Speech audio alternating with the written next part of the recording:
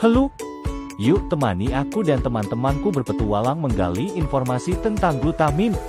Glutamin adalah asam amino non-esensial yang melimpah dalam tubuh. Glutamin diperoleh dari ikan, udang, kerang, dan kepiting. Peran penting glutamin adalah sebagai prekursor utama glukosa pada gluconeogenesis ginjal. Apakah kamu tahu fungsi glutamin? Iya betul. Sebagai regulator penyimpanan glikogen otot dan stimulasi gluconeogenesis. Lalu bagaimana cara membuat glutamin? Glutamin dibuat dari glutamat dan alfa-ketogglutarat dengan dibantu oleh enzim glutamat aminotransferase dan glutamin sintase yang berada di sitosol melalui reaksi reversibel.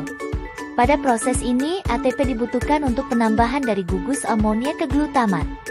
Glutamin diubah menjadi glutamat oleh enzim fosfat glutaminase di mitokondria dan glutamat dapat diubah menjadi alfa-ketogglutarat melalui transaminase dan deaminasi. Hasilnya berupa NADH dan FADH untuk membuat ATP di siklus Krebs.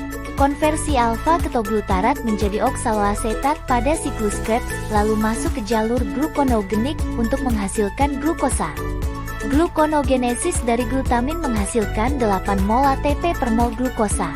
Pelepasan glutamin pada otot rangka, paru-paru, dan jaringan adiposa akan diambil oleh usus, ginjal, dan hati pada metabolisme antar organ glutamin.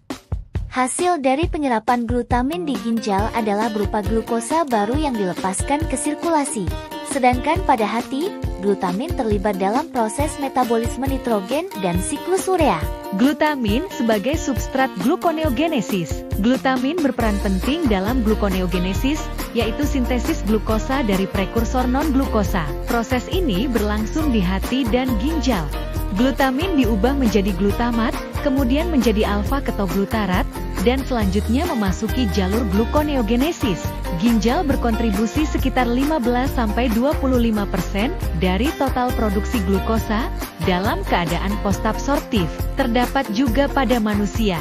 Ginjal menyumbang 80% dari gluconeogenesis glutamin.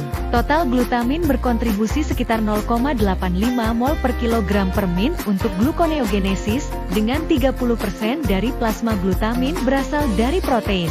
Dalam kondisi postabsorptif, glutamin dapat menyuplai 10-20% dari total produksi glukosa. Kamu tahu nggak perbandingan antara alanin dan glutamin sebagai substrat gluconeogenik? Tahu dong. Sini aku kasih tahu. Pada alanin, dianggap sebagai substrat gluconeogenik utama di hati. Kontribusinya terhadap gluconeogenesis cukup besar, sekitar 40% dari semua asam amino yang diubah menjadi glukosa. Dan pada glutamin, merupakan substrat gluconeogenik utama di ginjal. Kontribusinya terhadap gluconeogenesis lebih signifikan dari yang sebelumnya diperkirakan, mencapai 10-20% dari produksi glukosa ginjal. Sebagai substrat, glutamin perlu dikendalikan atau diregulasi agar sistem dapat berjalan secara optimal. Ada dua faktor yang mengontrol regulasi glutamin dalam gluconeogenesis. Yang pertama adalah faktor hormonal, dan yang kedua adalah faktor non-hormonal. Faktor hormonal yang pertama adalah hormon insulin. Hormon insulin dapat menghambat gluconeogenesis dari glutamin baik di ginjal maupun di hati, dengan efek yang lebih kuat di ginjal dibandingkan pada hati. Faktor hormonal yang kedua adalah hormon glukagon. Hormon glukagon dapat merangsang gluconeogenesis glutamin di hati, tetapi tidak di ginjal, karena ginjal kekurangan reseptor glukagon pada tubulus proksimal.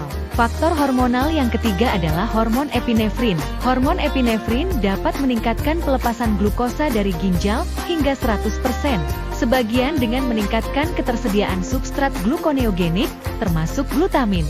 Selanjutnya yaitu faktor non-hormonal. Asidosis dapat meningkatkan gluconeogenesis glutamin di ginjal dengan mengaktifkan enzim seperti glutaminase dan fosfonolpiruvat karboksikinase, yang juga berhubungan dengan produksi amonia untuk menjaga keseimbangan asam basa. Faktor non-hormonal yang kedua yaitu puasa. Puasa dapat meningkatkan gluconeogenesis glutamin hingga 43% setelah 42 jam puasa. Ayo kita lihat bagaimana glutamin sebagai regulator dalam metabolisme. Ada beberapa pengaruh pada gluconeogenesis yaitu: pertama, sumber karbon. Kedua, Pengaruh enzim. Ketiga, jalur metabolik.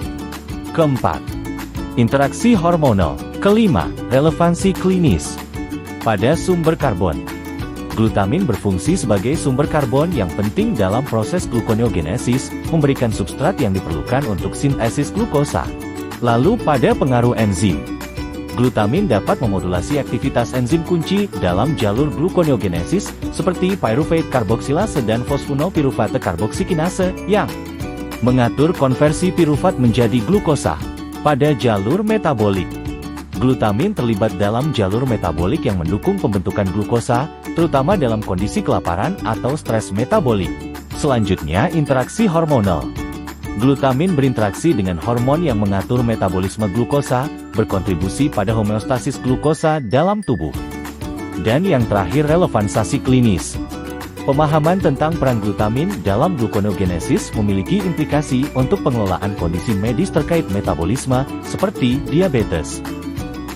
Selanjutnya adalah sintesis glikogen oleh glutamin. Sintesis glikogen oleh glutamin dapat terjadi melalui proses gluconeogenesis. Proses gluconeogenesis terjadi saat berpuasa, ketika manusia kekurangan sumber energi.